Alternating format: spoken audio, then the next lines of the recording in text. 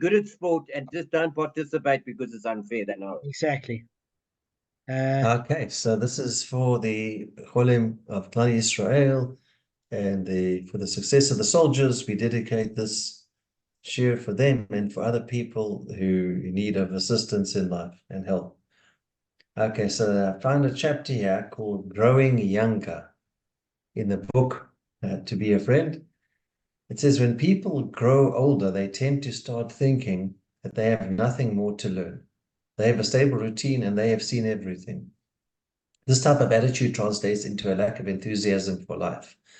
There's so much in the world to learn, so much to do and accomplish. Loss of enthusiasm for living is an affliction we must avoid at all cost. A wise person learns from everyone all the time. That's Pirkei Avot, chapter 4, verse 1. The longer we live, the more we should develop an eagerness and excitement for life. A person who lacks enthusiasm cannot be a good listener. One who is anxious to learn and hear what the other person has to say will be able to develop a better relationship. If you talk too much about yourself, you will not learn more about your date or foster enthusiasm for him or her. Listening and learning will be far more beneficial. When we are willing to learn from others, we will be able to commit to caring about another person in a way that will forge two individuals into a single unit. When two people strive to help and trust each other, there is potential for growth. It is not necessary for two people pursuing a shidduch to have identical goals. In a successful relationship, when you want something for yourself, your mate wants it for yourself too, for you too. And lastly, but what if you never get that far in your shidduch dating? After 1 or 2 dates, the story is over. How can you get to the next stage? Give the other person a chance. The person who sets you up thinks there is some potential in the relationship. Listen to what your date has to say. Do not judge him or her by their external appearance. Try to determine why the person in front of you is worth knowing, and you will, with Hashem's help, be successful. And that's also applies to not judging a book by its cover. Even though this is a book, I can see this is a good book. I can judge by this book's cover. So I can judge by the picture, not by the book. Yeah, yeah. You know what? I want Hold to on. add something. Before you Sorry, go, Arthur, go ahead. Karen, no, about Kevin's one about what he mentioned there. It's like this famous thing, give him another chance, let him, remember that song? The guy failed with the What's water, 2 give him and another 2? chance. 5. Yeah. Give him, yeah. Give him another Remember that talk show game list, yeah. Yeah. I don't know what we're talking about, guys. I have no idea what you're talking about. Listen, I just want to make a quick comment on what Kevin said. Kevin, you're not I don't think that book's accurate at all, and I'll tell you why. Because of the fact that you say that you have to listen to your date, but you have to get a date first before someone will listen. Yeah. How do you get that date? That's a problem. I'm happy to listen to my date, but get me the date first. All right, carry on. And I agree with Kevin. I haven't had many because I can't have any dates because of my liver disorder. So Yeah. it creates a spike in blood sugar. So I've got to call it something else. Can you have Yeah. prunes then at least if you can't have dates? No, that's for shady pants. That's when they give you. So, That's why I was just listen, checking. on a serious note, in terms of what Kevin said, it's quite interesting is that you meet different people. I mean, Gavin's doing a lot of interviews lately, and you meet people that you're interviewing for sales positions and other positions, and often what will happen is somebody has been using the same techniques for years and years and years. So it's not like every day is a new day. It's like they get in this rut and routine. The way they learn the Gemara is the same way. The way they do their gym is the same way. The way they learn how to negotiate or do selling is every day has to be a way where you try to experimentally a new technique. And if you fall flat on your face, so you fall on your face. But it's just such a pity that people get so habitualized that they almost rerun a pattern of existence. It's a hell of a shame. It's a hell of a shame. All right, now we've got 4 Mishnahs before we end the Gemara of Bava Kamma and complete it, please God. And I want to give each of you a chance to read. So now Arthur hasn't got his reading glasses on now, so I'll Oh, he does. Oh, you should care. Shechianu. Hang on. I'm going to share the screen. We're doing a few-minute summary of yesterday, but literally a few minutes. Just hang on. Give me a second, guys.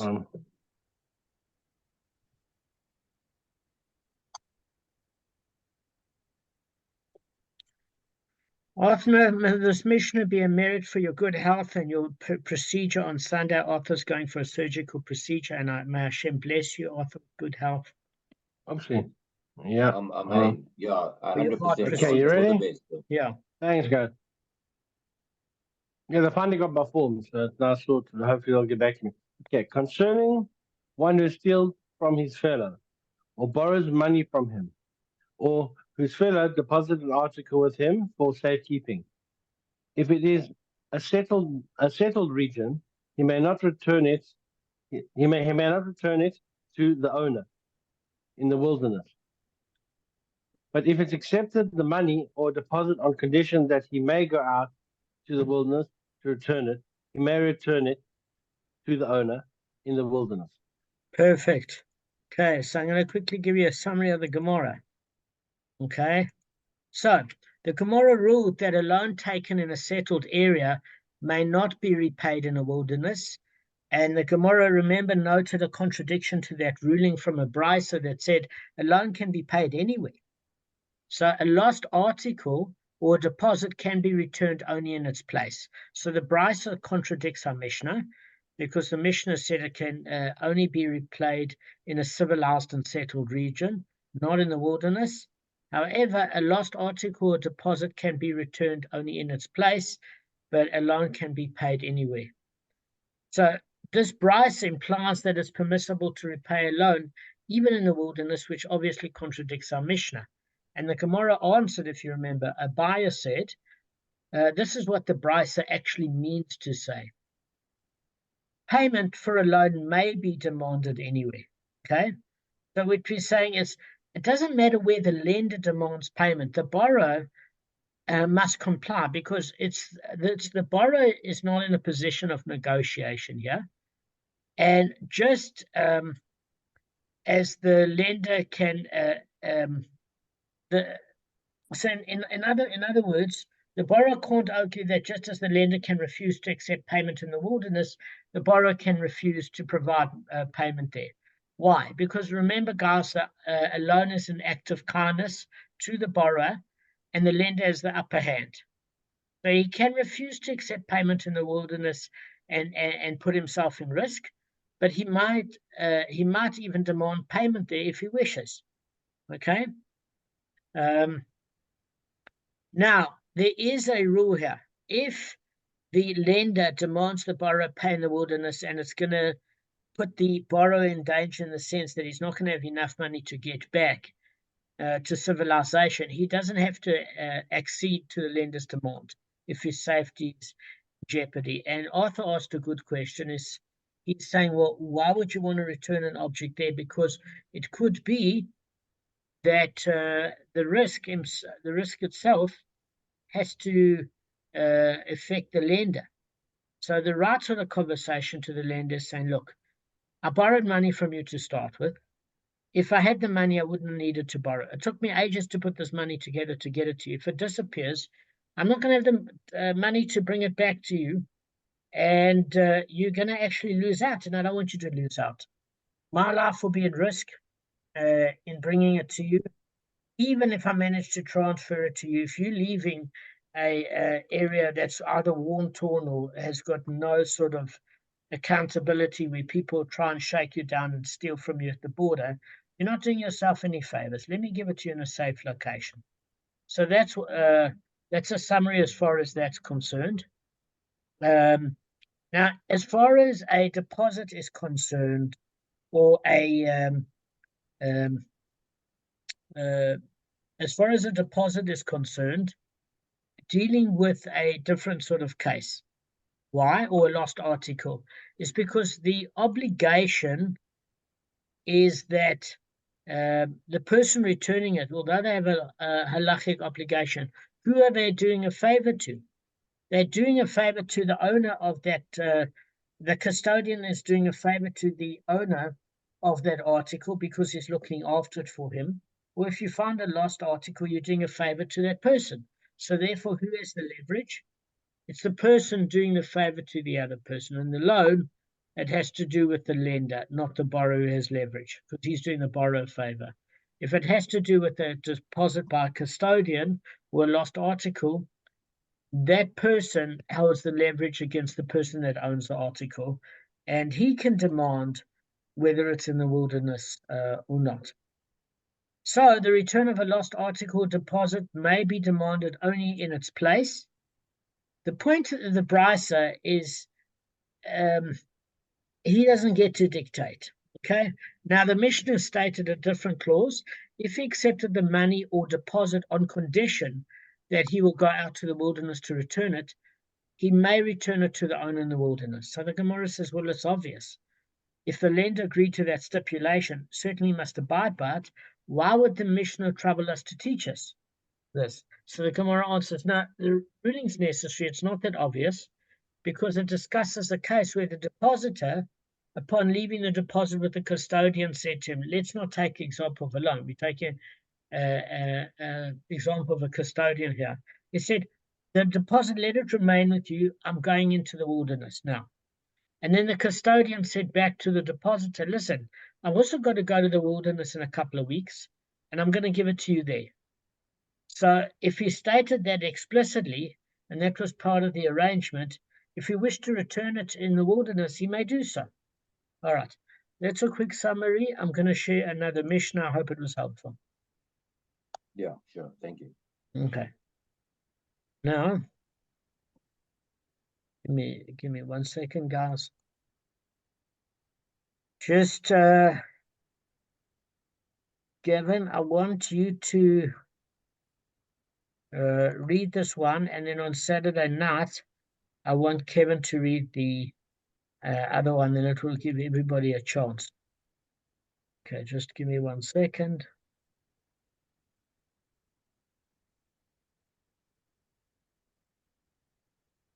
Okay, Gav. Cool. Okay, Mishnah. If one says to his fellow, I stole from you, or he says, you lent me money, or he says, you deposited an article with me, and he continues, but I did not know whether I returned it to you or whether I did not return it to you, he is liable to pay. But if he said to him, I do not know whether I stole from you, or he says, I do not know whether you lent me money, or he says, I do not know whether you deposited an article with me, he is not liable to pay. Excellent. Perfect. Perfect. So the debtor admits that at one point he was obligated to pay his fellow Jew, but he's not actually sure whether or not he has fulfilled his obligation. And therefore, if you're acknowledging that there was a point in time at which you either stole from somebody, never paid them back, or owe them, and the question is, well, did you pay the debt or not? You're obligated. In the second case, that says, I don't know whether you gave me an article, whether you lent me money, or whether I stole from you. At that case, if there's a doubt as to whether debt ever existed, there's no liability to pay. Okay? Very, very straightforward.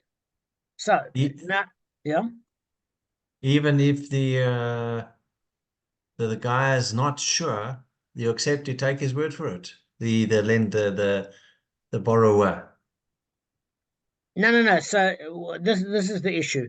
Is if he said, listen, at a certain point in time, I did borrow money from you. I actually don't know if I've paid it back or not. Then he's liable to pay, unless there's evidence to the contrary.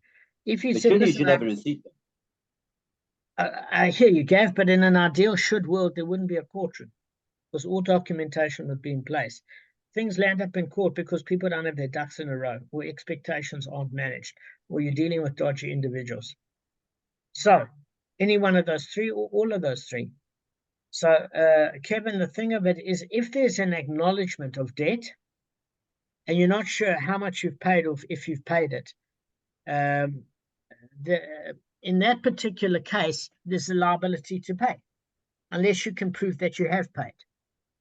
However, if you say, well, I don't know if I ever borrowed money from you, then there's no liability to pay, because there's no certainty as to whether or not the debt even existed in the first place. It's not where the payment was made. There's no certainty as to any debt incurred. Okay, so that's the difference between these two cases. Now we're going to go through the Gemara dispute now. It's an Amoraic dispute, and it was stated if one person said to another, "You owe me a manna," or 100 zuz, same currency, and this one said, "I don't know." In other words, the one party is 100% sure that he's owed 100 zuz, and the other party says, "I don't know." Rav Huna and Rav Yehuda say that he is liable to pay the manna. But Rav Nachman and Rav Yochanan say that he is not liable to pay the manna. Okay? So the Gemara explains, according to that first opinion with Rav Huna and Rav Yehuda, that say he is liable, they hold of the opinion that whenever one litigant claims certainly, and the other one perhaps, the game of certainly is stronger. Do you get what I'm saying? So in other words, Rav Huna and Rav Yehuda say, if one party, if the plaintiff is sure and the defendant is not sure, and this one says, "I'm absolutely certain you owe me 100 zuz," and the other party says, "Well, I don't know if I owe you," then a case of certainly trumps a claim of perhaps, because certainly is stronger. Now, that's the first opinion. That's Rav Huna and Rav Yehuda. Rav Nachman and Rav Yochanan don't agree. They say he is not liable because where there's doubt regarding the ownership of money, we let the money remain in the possession of its current owner. We maintain the status quo. So what it's saying is, according to the opinion of Rav Nachman and Rav Yochanan, if you're not even sure that the debt exists, there's no obligation to pay. Why? Because if there is a doubt regarding the ownership of money, we let the money remain in the possession of its current owner. In other words, what do we mean? As the Gemara refers to maintaining the status quo. According to Rav Nachman and Rav Yochanan, they hold that property or money whose ownership is in doubt is presumed to belong to the person in whose possession it is presently found until proven otherwise. How do you know this? There's a concept called Kat Mamon. So, in other words, although the plaintiff is sure of his claim, while the defendant is unsure of his, since this does not suffice to prove that the plaintiff's claim is true, the defendant is not liable. Okay, so this is what it's saying, is that you can be certain of something.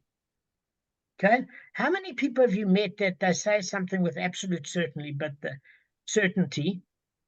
but they are emphatically wrong? Look at people on the left. Arthur and I, I'll tell you a funny story. Arthur and I had to patch our friendship up once because Arthur said something with absolute certainty. He said, "Listen, this and this."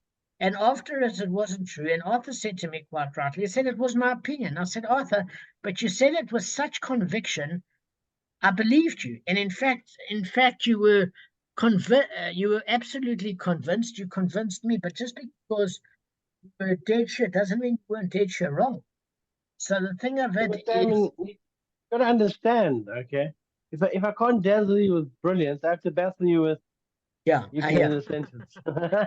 Yeah. So I'm saying there are people that you buy into the enthusiasm from a sales perspective, but it actually doesn't mean that they're right, or a political perspective. The person that shouts louder and more enthusiastically is not necessarily correct. Facts always trump emotion, always. Okay? So what Rav Nachman and Rav Yochanan is saying is just because the defendant doesn't quite remember if there was even a debt, and the plaintiff is absolutely sure there's a debt, doesn't mean that there's any evidence that the claim is true. What do we base it on, according to Rav Nachman and Rav Yochanan? The fact of it is, where is the money currently? If it's in the possession of the defendant, well, maybe that's because there was no loan that ever had to be paid, or no item that was ever in fact stolen. We don't know. So again, Rav Huna and Rav Yehuda say the claim of certainly trumps the claim of perhaps. Rav Nachman and Rav Yochanan say wherever the money is currently holding, that's the status quo, and unless there's evidence to the contrary, there's no liability. So the Gemara questions the ruling of Rav Huna and Rav Yehuda on the basis of our Mishnah. Why? What did we learn in our Mishnah? But if he said to him, I do not know whether you lent me money, he's not liable to pay. Okay? So what's the case? If he will say it's where the lender has not demanded payment from him, well, then that's a case where he too is uncertain whether he is owed money, and it's for this reason that the borrower is exempt, because the lender makes no claim of certainty. Okay? Now, then you've got to say that the Mishnah's first ruling regarding one who admits that he borrowed money but is unsure of whether he repaid the debt is also discussing a case where the other party hasn't demanded payment. Okay? In other words, where he's also not sure if the debt was paid or not. So, the Mishnah's case has to be a case where the other party has demanded payment, the plaintiff has demanded payment, and he is certain about the fact that the defendant owes him money. Okay? So the plaintiff said that the defendant definitely stole the money or borrowed it or accepted the deposit, and he makes a claim of certainty, and the defendant says, I actually don't know. Perhaps. I don't know if it's the case. But still, the Mishnah's second ruling teaches that where the defendant is unsure whether he ever borrowed money, he's not obligated to pay. In other words, if he acknowledges there was a debt in the first place but is not sure if he paid, he has to pay. If he's not sure if there was ever a debt in the first place, he doesn't have to pay. Okay? So this contradicts the ruling of Rav Huna and Rav Yehuda, who say that where a claim of perhaps, in other words, a claim of doubt, opposes a claim of certainty, that certainty carries the day. Okay, so what we are saying is the Gemara has demonstrated that the Mishnah discusses a lender who demands to be paid. That's the first premise. And according to this understanding, the Mishnah's first case, which rules that if a defendant agrees that there was once a loan, he's liable to pay. And that, by the way, guys, is in accord with both the view of Rav Huna and Rav Yehuda. And it's with the view of Rav Nachman and Rav Yochanan. Okay, so that's reconciling the two different opinions. Because even Rav Nachman and Rav Yochanan admit that where the borrower agrees to the claim that there was in fact a loan, but is only unsure of whether he paid the loan, then a case of certainty prevails over one of perhaps. Why? Because if there's an admission to the claim regarding the loan, that creates this this term, a presumption of liability. Okay? It's a legal term, which states that since he is known to have been liable, he is legally presumed to have remained in that state unless he is proved otherwise. So in other words, his admittance is evidence as to the fact that a loan transpired. Now the onus is on him, Gavin, to show he's paid. Do you get it? So as for the Mishnah's second case, in which the borrower, it was a good question, Gav, by the way. As for the Mishnah's second case, in which the borrower is unsure that a debt ever existed, according to Rav Nachman and Rav Yochanan, all is well. Because since there's no presumption of liability, the money remains in the possession of the present owner. In the second example, sorry to interrupt, in the second example, it's the opposite. There, the lender needs to make sure he's got a contract in place to protect him in case the borrower is. So, correct. In the one case, the guard needs to get his receipt. Otherwise, obviously, so I agree with the Mishnah. If the guard doesn't have a receipt of payment, but he acknowledges the loan, obviously he has to pay. And if he says he didn't take the loan at all, then obviously the lender has to have a contract in place in order to win the case. Otherwise, it makes sense. I agree with it. Exactly. Yeah. So, although the plaintiff is sure of his claim, in other words, it's this claim, just because he's certain, he could be certainly wrong. It doesn't trump that of perhaps of doubt. if there was no acknowledgement of debt, exactly as Gavin said. But according to Rav Huna and Rav Yehuda, this ruling is a little bit difficult because they hold differently according to the Brisa. They hold that a case of certainly trumps a case of doubt, perhaps. So what we want to know here is, according to this opinion, why is the claim of certainly not stronger than the claim of perhaps? So we're going to go through it now. Okay. So the Gemara deflects the challenge, and really the Mishnah's case is where the other party has not demanded payment, exactly as Gavin said. So there's no actual litigation that's taken place. In other words, he's unsure whether he's owed the money. It's for this reason that the Mishnah's second case is exempt, because you can't have a case unless there's a plaintiff willing to sue. So as for the Mishnah's first ruling, which rules the borrower liable, it speaks of one who has come to fulfill his heavenly obligation. Because the Mishnah rules that although the courts will not rule him liable to pay if there's no plaintiff suing them, nevertheless, since he is certain that there was once a debt, if he wishes to fulfill his heavenly obligation and be clear in Shemaim, he should pay if his memory doesn't serve him well. So the Mishnah answers that this is a case where the plaintiff makes no claim. So that's why. Okay, so that's pretty straightforward.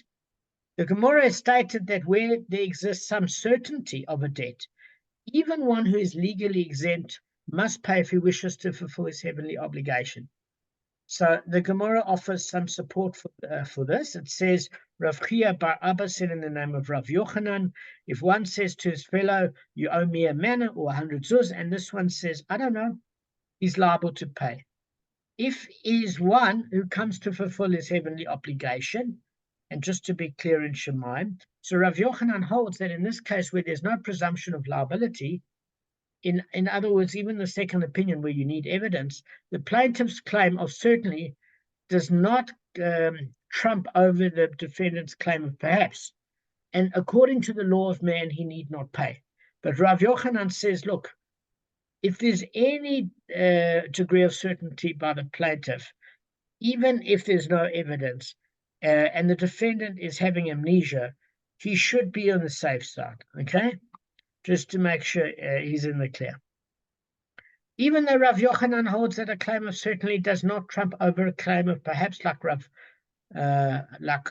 obviously Rav Huna does, and Rav Yehuda, he said that the Mishnah's first case, according to them, that there exists some certainty of debt, that one should do the right thing even if you can't sue. So just bottom line is exactly as Gavin said. In a case where there is an acknowledgement of debt, it now becomes the defendant's problem to prove the debt is paid in full. If the defendant, but that's a case of certainty by the plaintiff and doubt by the defendant only in terms of whether or not it was paid, but an acknowledgement of debt. In the second case, where there is a claim of certainty by the plaintiff and a case of doubt as to whether or not there was a debt that ever transpired by the defendant, he doesn't have to pay because the money will stay in the possession of whom it already exists, and we maintain the status quo if there's a lack of evidence. So that's obviously according to the opinion of Rav Nachman and Rav Yochanan, whereas Rav Huna and Rav Yehuda say that there is a liability as far as that's concerned, because certainty over trumps over perhaps, but they all have consensus regarding an heavenly obligation. That if there is a case where a debt exists, even if you want to hold by Rav Nachman and Rav Yochanan that there still has to be evidence, and they don't accord with the Mishnah, but they accord with the Brisa, there still is a heavenly obligation to pay. So we're done, guys.